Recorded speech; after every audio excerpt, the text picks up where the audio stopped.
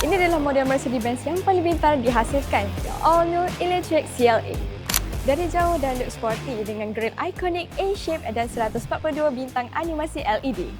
Masuk pula ke bahagian dalam, korang boleh tengok kokpit dia memang nampak super canggih dan futuristik.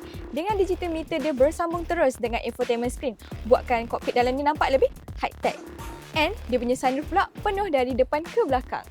Sistem dalam dia ni pun siap ada Google Map dan Google Gemini. So kalau korang tak tahu nak pergi makan mana, Mercedes-Benz CLA boleh tolong recommendkan. Paling menarik, kereta ni boleh update sendiri melalui internet. So walaupun korang dah beli kereta ni, tapi still korang boleh rasa features-features yang menarik dan canggih dari semasa ke semasa. Dan ini merupakan model pertama Mercedes-Benz yang ada frunk 101 liter dan 405 liter untuk ruang boot belakang. Sekali charge boleh pergi sejauh 792 km. So, no more anxiety range. And kalau korang charge dengan 800 volt, dalam 10 minit je boleh pergi sejauh 325 km. So, sangat fit untuk daily life. Dengan harga bermula RM295,888. So macam mana? Suka tak dengan kereta ni? Komen di kat bawah.